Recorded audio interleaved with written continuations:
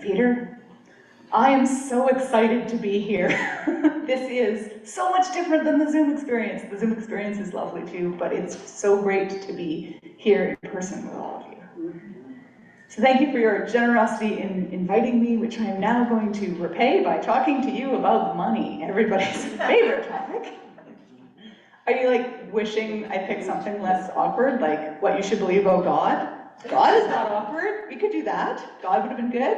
Death would have been fine. Sexuality would have been okay. But money? Ooh. What advice does Unitarian Universalism have for us about how to manage money? Surprisingly little, which is weird because we're not usually so quiet with the advice. The most common thing I hear you say about money is this vague statement about how we're all upper middle class, which is A, not actually advice or guidance of any form, and B, not entirely true. Our congregations have many people who have previous or current experience with both extreme poverty and extreme wealth. I know because they tell me their stories after I talk to them about money. Myself, I've had experience with both. I'm going to tell you a couple stories today from those experiences. The first thing I ever shoplifted was broccoli. I was 15, I was just coming off a stretch of being homeless, and I'd recently entered foster care. My foster mother was struggling with addiction, and there was no food in the house for me or my 2 foster sisters. So I had reasoned through all the morality of it. You can tell I was headed to UUism eventually. I decided a fair society feeds its children. I had a right to take matters into my own hands, that sort of thing. I had shored up my courage on the way to the store by humming tunes from Les Miserables. To be on the safe side, though, I decided to steal the most morally upstanding thing that I could think of, which was broccoli.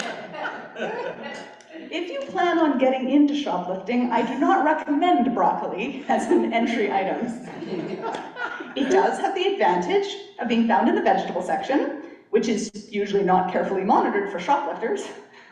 But broccoli is large and it's bumpy. It's kind of hard to slide under your coat. It's like weirdly sticky almost. Somehow though I managed, and I ran home through the alley high on adrenaline and self-righteousness. I was only a kid myself, but I was feeding my sisters, and I unloaded my bounty onto the kitchen table with a triumphant thud, and my youngest foster sister looked at it and said, "I'm not eating that, broccoli is gross."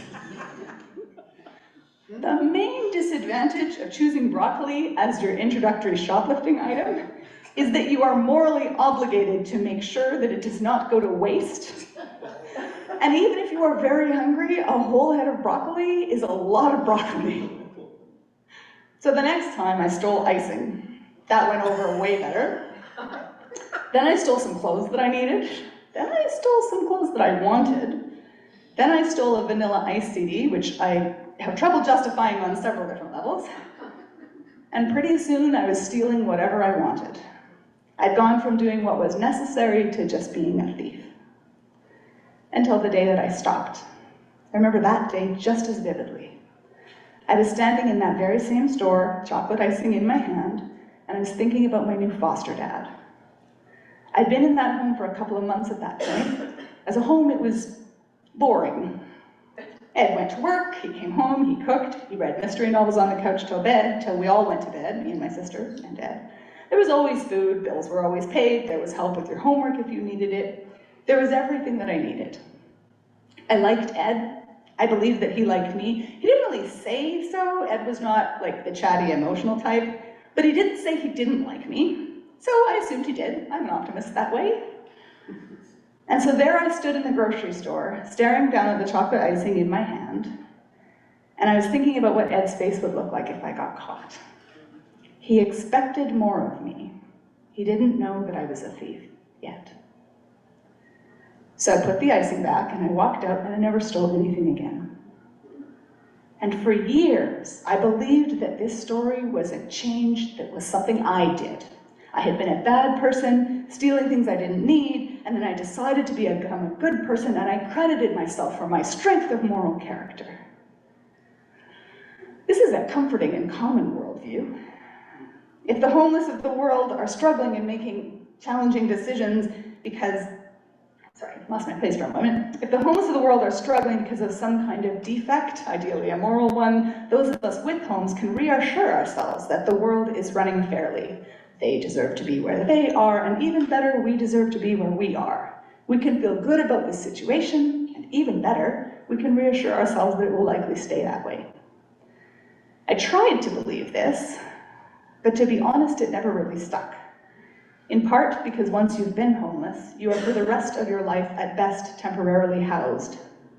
People do not sort into fixed identities, they sort into temporary life situations. And this is a lesson that once you learn it, you don't get to unlearn.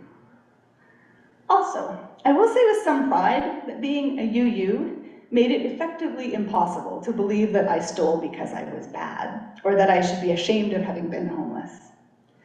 What we formally sum up as a belief in the inherent worth and dignity of every person shows up in so many tiny ways as respect and acceptance.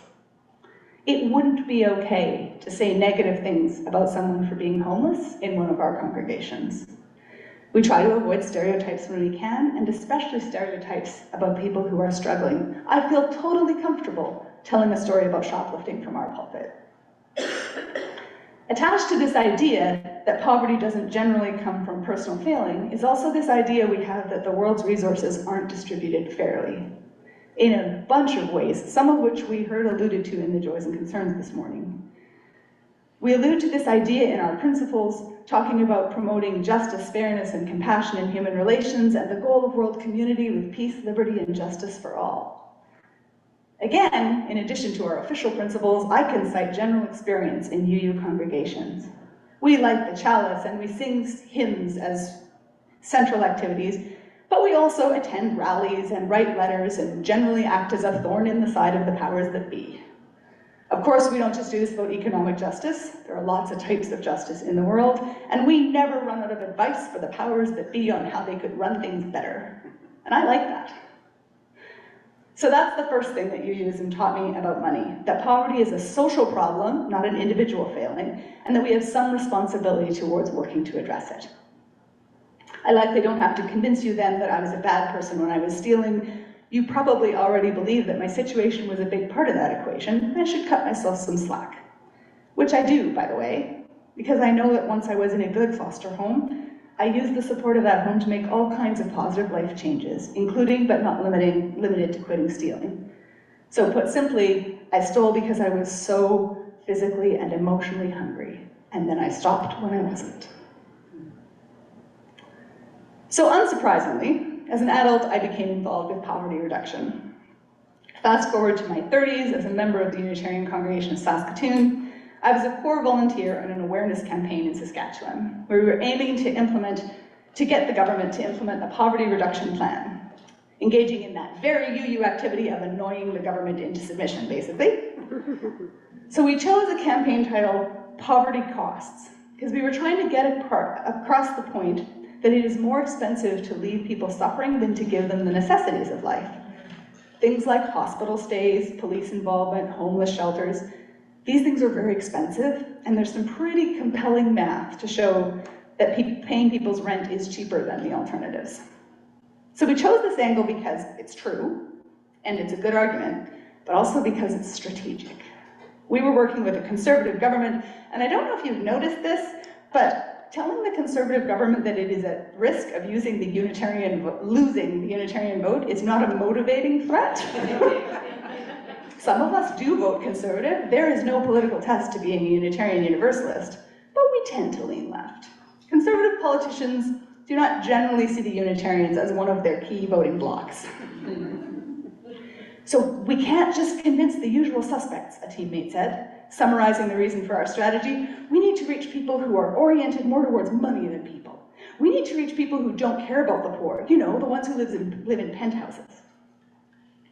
I live in a penthouse, I said, which I did at that time. And I didn't just live in any penthouse, by the way. I lived in one with a huge rooftop garden overlooking the river in the most expensive part of my city. My friend knew this. He'd been to my house. We'd held committee meetings at my house for that committee, and yet all the color drained from his face I didn't mean you, he stammered. I mean, people who live in penthouses. It's okay, I grinned. The tension broke with a bit of a laugh. The thing is, we all think in terms of stereotypes. We're taught to do that, it's not our fault. The part that's on us is what we do when we realize that those stereotypes are there. So I wasn't upset at all by his process or his judgment. But I was upset at the time by my own judgment. That was more of a problem. In the words of a meme I saw in the hysterical side of society recently, how about we agree nobody gets seconds until everyone gets a first helping, but for houses? It's a good point. At the time, I didn't feel like my choices were morally defensible.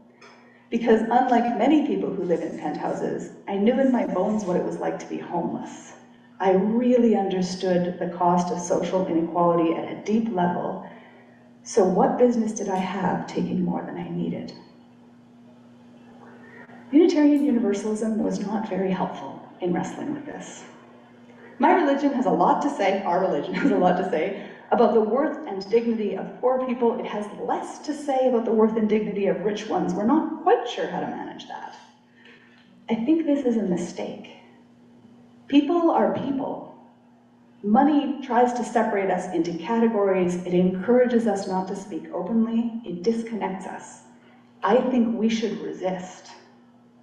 I think we should not allow money to be more than it is. We shouldn't allow the othering of the poor, and we shouldn't allow the othering of the rich. Both types of experiences exist in our congregations. Both bring struggles. When I was struggling to figure out how to make decisions around money, I was facing a genuine moral dilemma. I didn't need value judgments for or against. I needed tools. I needed my religion to do what religions are supposed to do, help me wrestle with how to make hard choices and to live well. So I didn't resolve this dilemma. Like with the end of homelessness, the end to life in the penthouse just kind of happened to me. My lifestyle had come from being married to a surgeon, and when that marriage ended, I found myself in this ultra-cheap, tiny little apartment. Each of my boys had a room. I slept in the living room on a fold-out couch. Now, I want to be very clear. I was not in that apartment because of anything the boys' dad did. We went for a mediated process. He readily agreed to everything I was entitled to under the law. I had more than enough. But I didn't know in the beginning how things were going to unfold. It's a really uncertain time. I didn't know anything about managing money, really. That hadn't been my role. So I defaulted into spending as little as possible, almost out of panic. I moved into that tiny apartment in order to be frugal. But I stayed in it because I found that I loved it. Living there felt like a deep sigh, like finally exhaling a breath that I had held for years. I had everything I needed there and nothing I didn't. Gone were my days of endless tidying and organizing and maintaining of stuff, none of which are activities I enjoy. Gone were the days of inviting a friend over to have their eyes widen at the sight of the penthouse and feeling this subtle distance appear between us. Gone was the feeling of being different. Gone was the feeling of living a life that was not my own. I was finally living in a way that fit me. I have to pause to clarify here, this felt nothing like poverty. It turns out that poverty is not so much about how much money you are spending, but about what choices you have. Poverty is being trapped or exhausted and constantly calculating and stretching things. Poverty is fear, that ever-present anxiety that something's going to go wrong and you won't have what you need to deal with it. I didn't have any of that. I had enough money. If a problem came up, I could solve it. What I was doing was making choices, not running out of them, and it felt like power. Like any good UU, when faced with a crisis, I went to the library. I learned to manage money by reading stacks of books. My favorite of these was one called Your Money or Your Life. Some of you have read it. So you will know that the author recommends a process which I found transformative.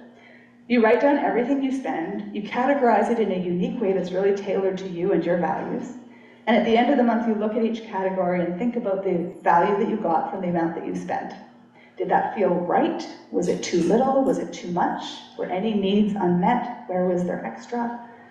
The authors also recommend you convert your dollars into minutes spent at work to earn them, by the way. A process I kind of had to skip because I didn't have an hourly wage as a homemaker, but I've heard that's really transformative. So doing this process, month after month, you don't develop a budget so much as a feeling, a sense of where exactly to find your point of joy. And that feeling arms you against mindless spending. The authors call this the point of enough. My boys and I discovered that our point of enough was a great deal less than the spousal support and child support payments were. So we started putting quite a bit away, them in their accounts and me in mine. Now, it would be narratively convenient to tell you at this point that I resolved the whole nobody gets two houses until everyone has one conviction by donating that excess money. I would like to tell you that, but that's not what I did. I did think about it. I thought long and hard about how much I did or didn't have a right to keep in the face of all the need in the world. Religion has a lot to say about this, from Jesus talking about the rich man getting into heaven to the lives of Buddhist monks and nuns living under vows of poverty. And I thought about a vow of poverty. I thought, and then I didn't take one because I didn't want to be poor. I remember poverty and I didn't like it. I'm afraid of it. No vow of poverty for me, I thought. But I have taken a vow of enough, which I take very seriously. I've taken a vow to approach my spending with mindfulness and to spend less than I could. Some of this is because I want to have money to give away. A lot of it is because I want that feeling of freedom that happens when your lifestyle is cheaper than it needs to be and you have choices. This feels like security to me, and I need that security. That's part of my personal enough. Other people need other things, different things. Maybe your enough includes a car you have wanted since you were a teenager, or a chance to travel and see the world. My boys' dad's enough includes that very penthouse that I hated so much. He genuinely loves it there. He hosts all kinds of community events and fundraisers, and it's like a community center, and it's valuable not just to him. It's different for every person. And money is, I think, a bit like God, not the same for everyone. As you use, we encourage each other to figure out what we believe about God for ourselves. That's no problem. No judgment wherever you land, we say, but be intentional. Don't just go with what you're taught or what's easiest. Go with what truly fits you. It's worth it to do the work, we say, and we're here with you while you do that work. You can bounce things off of us. Figure out what you believe. Imagine if we took that same stance around money. Don't just go with what you were taught or what's easiest. Go with what truly fits you. It's worth it to do the work. We're here to accompany you on that journey. It's so easy in our culture to make financial choices without thinking, and we as UU should encourage each other to deep intentionality around money. Okay, there's only one problem with this, which is, aren't our financial decisions not just about us? Like, what about the need in the world? Aren't there responsibilities? It's not just a personal development exercise. So how did I resolve that? I have friends in countries with no running water, so how do I justify going out to dinner? Mostly, I don't. Mostly, I just live with the discomfort of that, because it's always going to be there. I'm quite sure that no matter how much I give away, justice is not going to be served. Justice would mean equality. And even if I gave away literally everything, if I get sick, I can walk into any hospital in my country and they will treat me for free. That's to say nothing about things like war or climate inequality. My friend and I will never be equal in terms of privilege. It's not fair I was born in Canada. It's not fair that my life situation has lined up the way it has. It's not fair that there are huge inequalities inside and between countries. It's the reality of a system that is hugely unjust. And there's no amount any of us can give away that is going to make a dent in that. So we do what we can. We do it imperfectly. It's not a justification, it's just an explanation. People will act as people, whether it is stealing when they are hungry, or whether it is failing to perfectly divide resources when they have more than they need. I've cut myself slack for the stealing that I did years ago because I was a part of a larger system.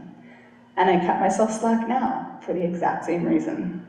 There's still some discomfort there, and I live with it. And a vow of enough doesn't erase that discomfort, but it does help me live a life that is authentically mine. It does give me some peace. enough peace to keep the pontificating down to about 20 minutes or so, which is where we're just coming up to.